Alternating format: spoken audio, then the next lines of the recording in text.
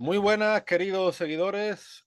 Vamos a hablar de El Fénix de los Ingenios, también llamado El Monstruo de la Naturaleza por Miguel de Cervantes. Esto es Lope de Vega, uno de los mayores exponentes del siglo de oro, del llamado siglo de oro español, de toda esa cultura que se confundió en el barroco, confundió por así decirlo, y que asombró al mundo y que a día de hoy, tantos siglos después, pues sigue provocando tanto estudio y tanta admiración. Y por supuesto con nuestro pana Emilio Acosta Ramos de Venezuela Provincial. Emilio, muy buenas, ¿cómo andamos? Hola Antonio, como siempre, un gran gusto y honor compartir contigo en tu canal de YouTube, Antonio Moreno Ruiz. Y sí, vamos a estar hablando de Félix López de Vega y Carpio, ¿no?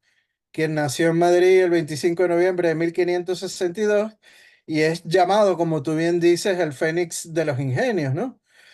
Fue el más prolífico y uno de los mejores dramaturgos del siglo de oro español, pero su ingenio le llevó también a escribir poesía, novelas, epopeyas, etcétera, ¿no, Antonio?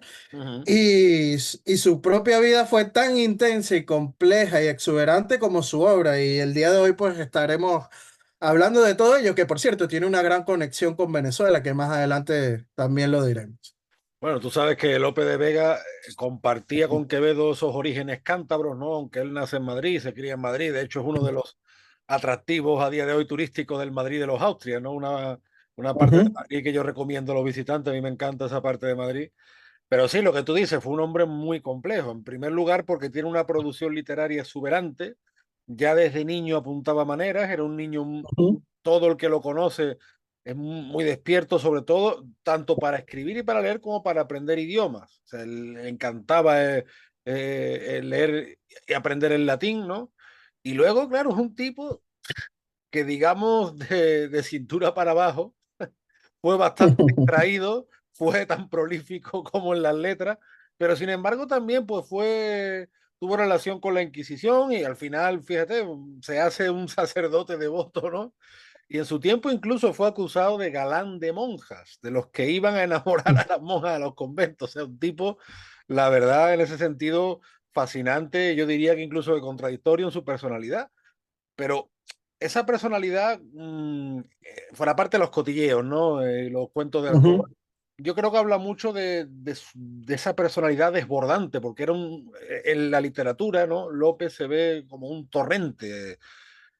Y bueno, nos ha dejado obras para la posteridad, por ejemplo, como Fuentevejuna, ¿no? Todos a una, Ujú. en fin. Yo creo que Lope de Vega es un autor que a día de hoy, pues, muy simbólico y también creo que un gran retratista de la personalidad y de la cultura española. ¿Por qué digo esto? Porque Lope de Vega era un gran amante de la historia, de la cultura de España, como Quevedo pues, se quejaba de que por qué no se exaltan las glorias de España, como tú bien dices, él también destacó en la epopeya, y sin embargo tiene unos versos, pana, que yo quisiera compartir, que está Sí, en por Arcadia, supuesto. y él dice: ay, dulce y cara España, madrastra de tus hijos verdaderos, y con piedad extraña, piadosa madre y huésped de extranjeros. Envidia en ti me mata, que toda patria suele ser ingrata. Pero porque es mi gloria vengar mis enemigos con mi ausencia, tendré por más victoria igualar con su envidia mi paciencia, que no sufrir la furia del que así no se ve y al otro injuria. Entonces, estos versos que podemos ver en su Arcadia y demás, creo, como te digo, es un gran retratista de la personalidad y de la cultura de España. Sí, totalmente de acuerdo contigo. Es un hombre de su época. Y algo que citaste anteriormente es como desde casi niño, o sea, empieza con toda esta producción literaria. Cuando tenía 12 años, ya comenzó a escribir sus propios escritos más largos, ¿no? Imagínate. Llamados comedias.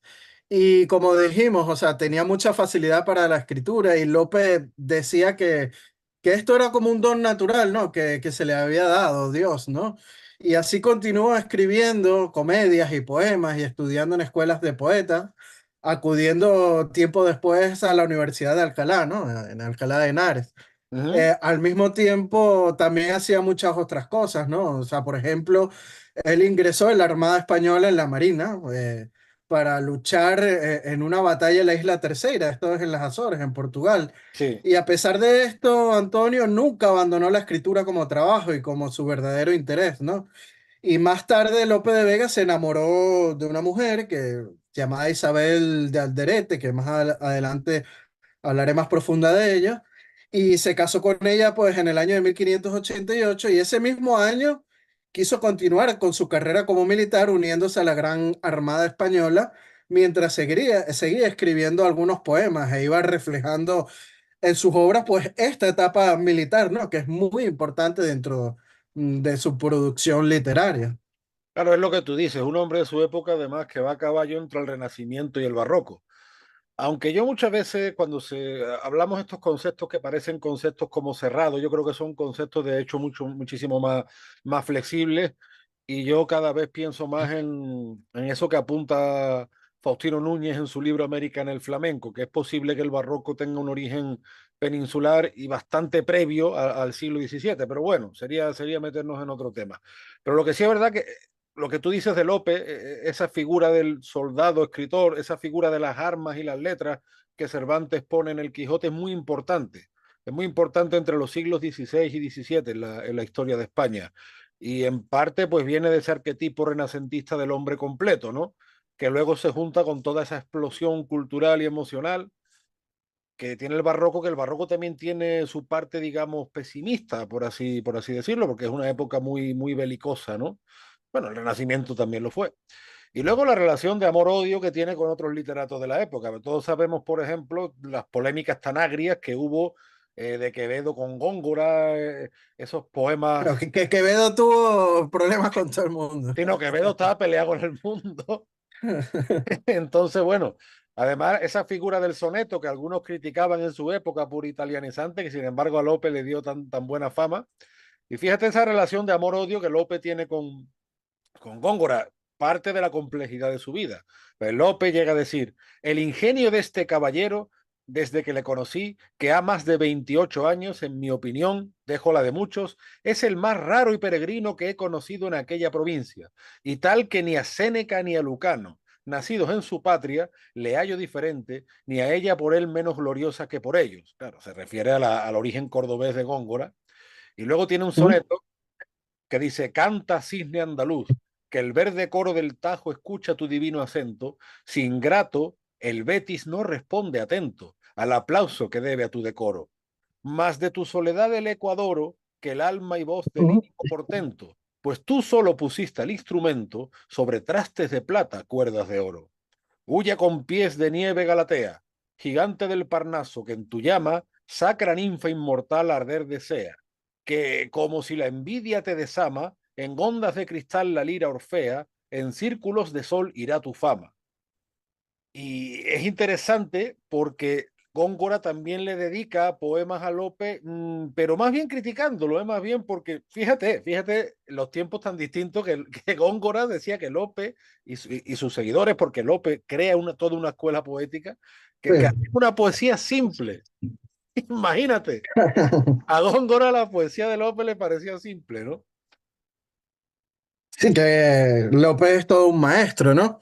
Y qué bueno que citaste esta poesía porque habla también de cómo López tuvo una etapa por Sevilla, él vivió en la ciudad de Sevilla, ¿no? Y otra cosa curiosa es que también tiene conexión con Venezuela, como dije al principio, ¿no? Porque Mira, increíblemente fue el primero en dar a conocer el relámpago de Catatumbo o faro de Maracaibo, ¿no? Que es un fenómeno meteorológico que produce numerosas tormentas eléctricas al sur del lago de Maracaibo durante más de 160 días al año, ¿no? ujú, Es el sitio de mayor generación de descargas eléctricas por kilómetro cuadrado en el mundo, Antonio, con relámpagos que se distinguen a más de 400 kilómetros de distancia, siendo un fenómeno natural claro, único, ¿no?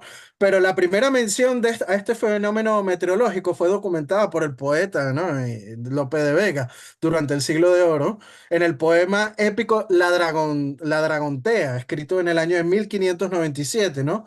Y Don Lope describe en su obra y se inspira como 2 años antes, en 1595, el corsario inglés Sir Francis Drake se dirigía a Maracaibo con las intenciones de saquear a la ciudad y cuando las naves de Drake se van aproximando a la costa gracias a la oscuridad de la noche, la amenaza es descubierta por los flashes de luz que destellaban el relámpago del Catatumbo, ¿no?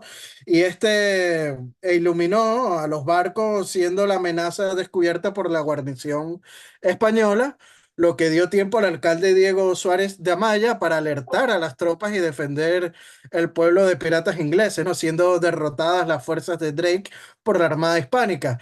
Y todo esto es recogido en la Dragontea por Lope de Vega, ¿no? Y otro punto de conexión con Venezuela, Antonio, es que cuando él escribe en 1602 una obra de nombre Amar, Servir y Esperar, ¿no? En la cual en el aparte Jornada 2 cita sobre las características de las espléndidas perlas que se obtenían en la isla de Cubagua, ¿no?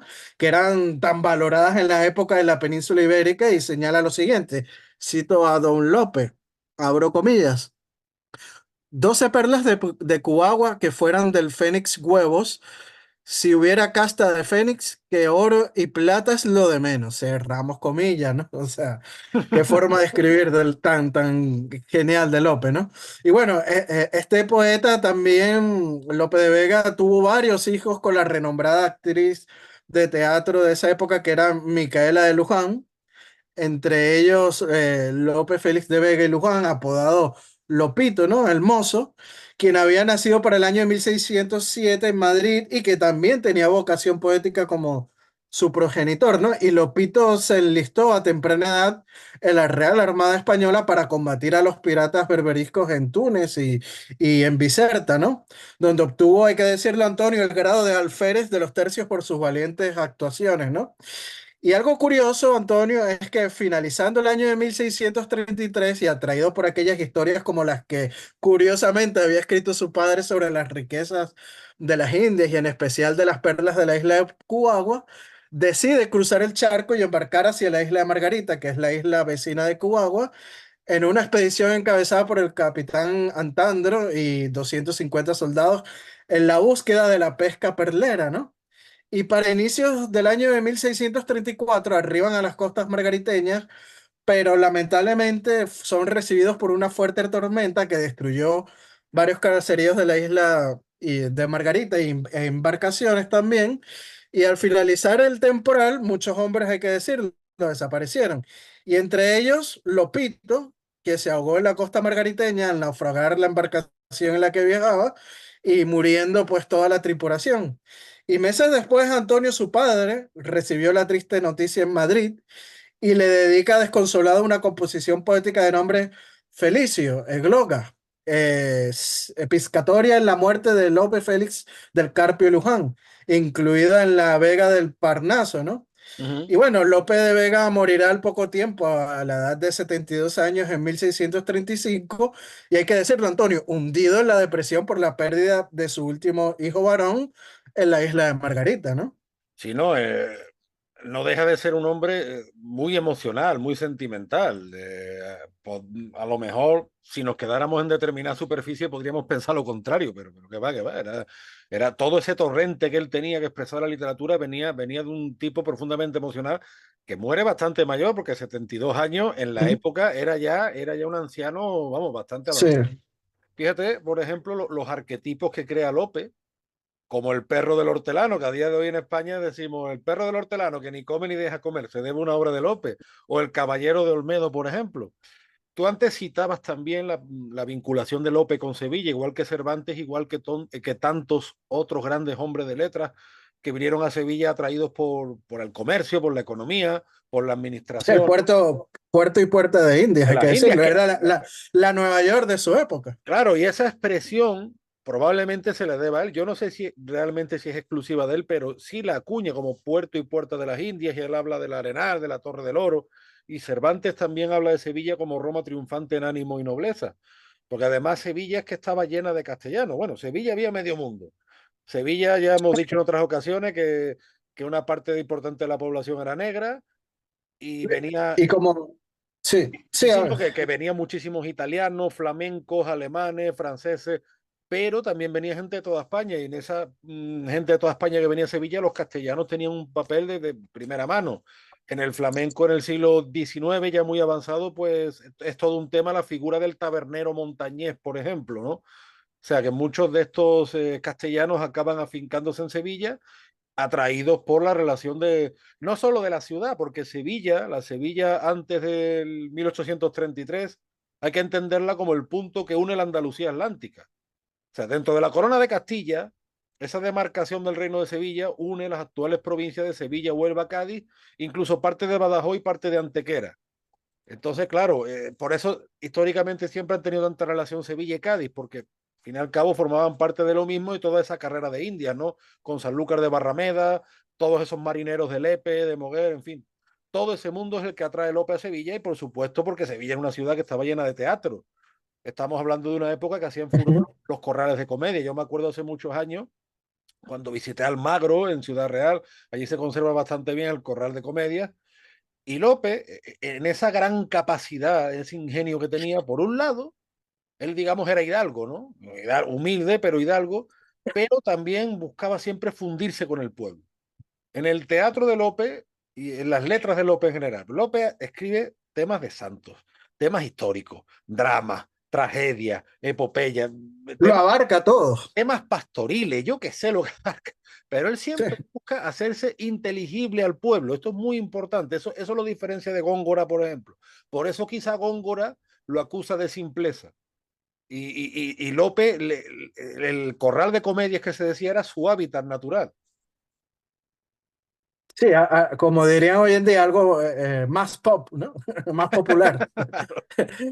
Pero bueno, anteriormente estabas hablando de Sevilla, ¿no? Y Sí, de cómo era un imán para personas de todas partes del mundo. Y detrás de cámaras estábamos hablando justamente de don Esteban Miracaballos, que tiene un increíble libro ah, que es El descubrimiento de Europa.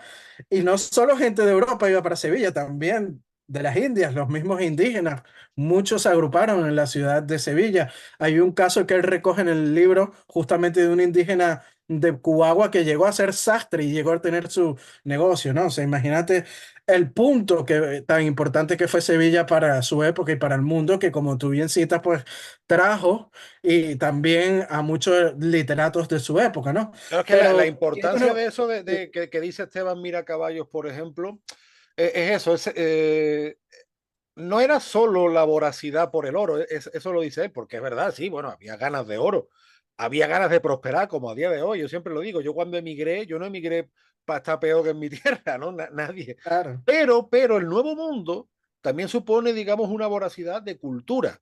Y en esta época, pana, en la época de López, es muy importante la figura de los fingidos que hace furor en los teatros, que eso llega hasta el siglo XIX, en el preflamenco y ya en el flamenco propiamente dicho. Hay muchos personajes, el moro, el gitano, el negro, el vizcaíno, el gallego, el asturiano, todo eso proceden de los fingidos, de gente que se hacía pasar por esos personajes y declamaba. Entonces, por ejemplo, en el flamenco hay algunos palos como la farruca, que se le asocia a los gallegos, o el garrotín, que se le asocia a los asturianos. No, pero en verdad no es porque vengan directamente de la música folclórica, tendrán alguna leve relación. La relación está en las letras. Realmente son más ritmos, perdón, de tangos, y el tango de Cádiz, en verdad es el tango americano, el tango de los negros. Entonces, claro, pues para Lope de Vega y para todos estos grandes escritores, Sevilla era pues, el mayor escaparate porque toda esa voracidad cultural de todo lo que venía en el Nuevo Mundo, con permiso de Canarias, entraba en Sevilla. exacto. Sí, totalmente de acuerdo contigo. Es más, en su propia obra, como yo he citado anteriormente, las Américas forman parte importante, ¿no? De esa imaginación que despierta el nuevo mundo. Lo vemos en la Dragontea, ¿no? Específicamente. Pero bueno, podemos decir que Lope de Vega, sin lugar a dudas, Antonio, fue un gran escritor que aportó mucho a la literatura y al teatro español. No nos olvidemos del teatro, como tú bien citas, Uh -huh. empezando pues a ser conocido cada vez por más personas de su época y de las épocas consiguientes, ¿no? Y escribió miles de escritos entre sonetos, novelas, epopeyas, poemas y comedias que son valorados por todos los países, no solamente en el mundo hispano, sino a nivel global es muy conocido, ¿no? Aún hoy como uno de los mejores escritores que han existido y sin duda uno de los más grandes del siglo de oro español, ¿no? Y que hoy en día podemos sacar pecho de su gran obra. Sí, no, probablemente como tantas otras cosas, López de Vega quizás sea más apreciado fuera que dentro. Pero bueno, sí es verdad que, valgan verdades, López de Vega por lo menos sí ha sido recordado. Hasta mi generación, por lo menos, bueno, algo estudiábamos en el colegio, sí hay muchas calles dedicadas a López de Vega en España, hay muchas referencias en el teatro, y bueno, y en el Madrid de los Austrias, fíjate, o sea, López de Vega está ahí en primera fila, ¿no? Entonces, la verdad que sí, que ha sido un hombre providencial en la literatura y la cultura española y a su vez yo creo que eso para un gran autor quizá de lo cotidiano, o de llevar o de elevar lo cotidiano, o incluso de popularizar lo aristocrático. Él tenía esas dos vertientes, porque él lo que le interesaba era llegar a la mayor cantidad de gente posible, y llegó. O sea, Lope fue un ejemplo de éxito en vida. Hubo otros escritores que no tuvieron, bueno, te diría suerte, pero claro, es que la suerte hay que buscársela también, porque decir que López tuvo suerte, verás, suerte. Es un poco para lo que decía Paco de Lucía, cuando le preguntaban qué era el duende, tú sabes, ese concepto que se emplea mucho en el Sí. flamenco, el duende. Dice, bueno, el duende es lo que te sale después de estar 10 o 12 horas ensayando, pues. Decir que López tuvo suerte cuando escribía más que vivía, ¿no? Pero sí es verdad que fue de los pocos que probablemente fue reconocido en vida. Eso también hay que decirlo.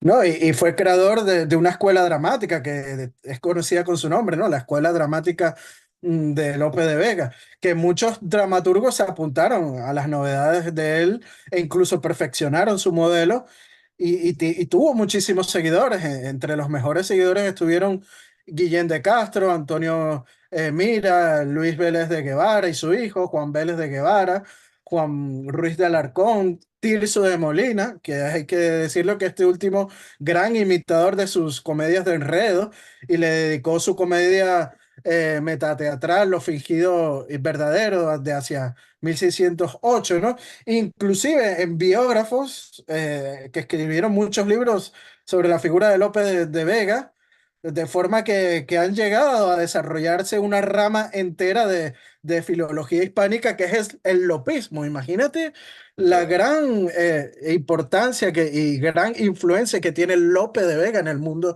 de las letras hispánicas, ¿no? Pero como ya decíamos antes, o sea, ya Góngora, cuando se refiere a López como persona, pero también como escuela, ya en su época, ¿eh? O sea, que López que Ujú. ya desde primera hora despertó todo ese tipo de interés. Algunos lo criticaron, otros lo ensalzaron, pero al final es lo que decía Cervantes, fue un fénix de los ingenios y un monstruo de la naturaleza, con una producción colosal, o sea, fue un tipo El más prolífico de todos, sin duda alguna, del siglo de oro. fue un coloso de la letra española y desde luego que el siglo de oro, ese siglo que va, claro que es un siglo impreciso porque realmente yo creo que dura más de 100 años, pero es que la producción de las letras españolas y además cómo se enriquece también gracias al Nuevo Mundo, ¿no? Porque no es solo España en América, sino es América en España, ¿no? Tú antes mencionabas a Ruiz de Alarcón y a otros grandes autores, que en América esta cultura y esta producción literaria fue viento en popa, o sea, no fue algo que se circunscribió a la península. De hecho, además, fíjate que a día de hoy, por ejemplo, lo que hablábamos antes de los fingidos, esa figura tan fundamental en los Ujú. teatros, a día de hoy, por ejemplo, lo he podido conversar también con el Capitán Perú y otros amigos hispanoamericanos. El Ande, pues tiene una imagen como de pobrecito, de víctima, pero en esta época no. En esta época, cuando los teatros de Sevilla, de otras partes de España, se representaba lo que venía de América, América era riqueza, era poder. Incluso existía la figura del indio fingido, el indio emperador, ¿no? Exótico, con penacho, era un símbolo de poder. Y sin No, y embargo, cuando se hablaba, sí, cuando se hablaba de los indianos en la península, se hablaba de gente riquísima. claro, y sin embargo, a día de hoy es justo lo contrario. Probablemente incluso viene más del siglo XX que del siglo XIX, pero esa figura de la sierra de América del Sur o de la sierra de las serranías mexicanas también, como algo eso. Perú, por ejemplo, hay un dicho que es peruano sufre peruano. De verdad, vamos a dejarnos ya la depresión, porque de hecho en la época de López empieza a fundarse una serie bueno, ya estaban fundadas, pero continúa ese hilo fundacional de grandes ciudades en los Andes que adquieren una importancia enorme. O sea, date cuenta, las ciudades, pues qué sé yo, como Arequipa, por ejemplo, Cusco, ¿no? Claro, Cusco tiene una fundación mucho más antigua, pero es la importancia que adquieren sobre todo toda vez que España es la primera globalización y España no estaba solo en Sevilla o en Madrid, es que España estaba en Lima, estaba en Cusco, estaba en la Ciudad de México, en Buenos Aires, en La Habana, en Manila, es que todo eso era España. O sea, la Sí, España es de un López, la España de López, eso que tiene que entender todo el que quiera leer a López, la España de López es mucho más amplia. Y fíjate que él conoce la España de varios reyes Austria, la España de un Felipe II, que está ahí peleándose con los elementos, y también conoce, pues, digamos, un poco el declive previo a Carlos II. El Carlos II, el pobre, se encuentra ya con todo el pastel, ¿no? Pero es eso, la España que se encuentra López es que es un mundo, no tiene nada que ver con la España de ahora.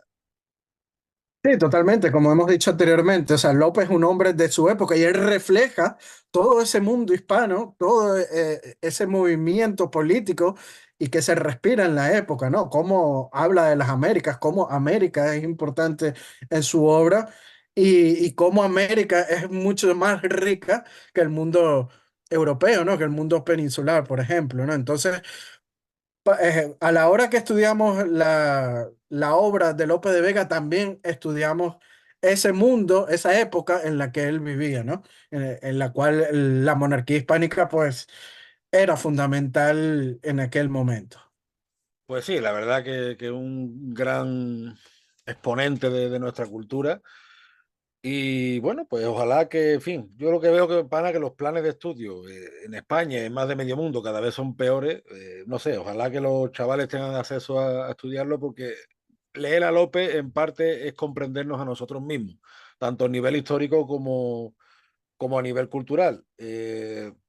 Sí, es que son tantas obras. Me estoy acordando ahora, por ejemplo, del Mejor Alcalde, El Rey.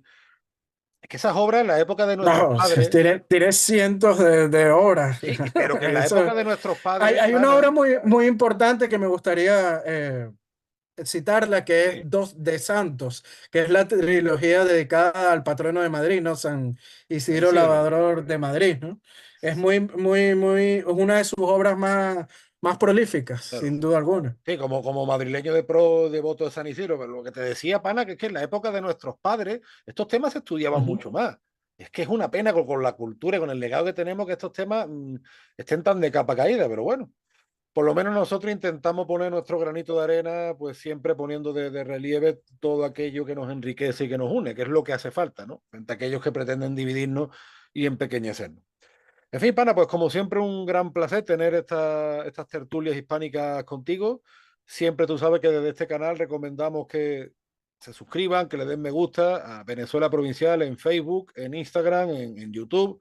Tus artículos que son siempre muy buenos, clarividentes. De vez en cuando te peleas con el mundo, pero bueno, si no, pues camino de Guanajuato, ¿no? Camino de Guanajuato, allá a llorar con las momias de Guanajuato, siempre se trata de debatir bajo el más profundo respeto, ¿no? Y sobre todo en base a documentos y fuentes primarias. Así que bueno, también recomendarles a los seguidores de Venezuela Provincial seguir a Antonio Moreno Ruiz en sus redes sociales.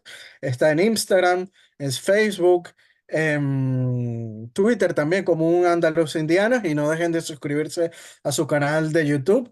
También al de Venezuela Provincial, darle me gusta y compartir este video si les ha gustado para así llegar a más público. No dejen de darle a la campanita para así estar informados de todo el material que subimos, todas estas entrevistas y podcasts, ¿no? Cuando subamos alguno, pues ya le llega la notificación de que hemos subido material nuevo. Aprovechamos, Antonio, también para aquellos que quieran ser mecenas o patrocinantes de nuestro proyecto de divulgación histórica. Pueden hacerlo a través tanto del Patreon de Venezuela Provincial como el de Antonio Moreno Ruiz. Con tan solo un euro, lo que puede costar, no sé, una caja de chicle hoy en día, pues ya nos están ayudando en este proyecto de investigación histórica. Aprovechamos para enviarles un fuerte saludo y abrazo a nuestros mecenas y patrocinantes, como lo son Gabriel Arrieta, Ángel Suárez, Juan Cristóbal García, Lomeli Sam, Daniel Sierra, Miguel Curvelo, Domingo González, Mario Pérez. También a África del Valle, que es miembro de nuestro canal de YouTube de Venezuela Provincial, y a Frank. García, mi paisano, por supuesto, siempre. Y nada, pana, pues próximamente, Dios mediante, volveremos con más temas, que temas, gracias a Dios, nunca nos faltan. Así las cosas, como parafraseando a Lope de Vega, por supuesto, te mando un fuerte abrazo desde el puerto y la puerta de las Indias. Y yo otros de la Villa de Corte de Madrid, Antonio. Hasta la próxima. Chao, chao.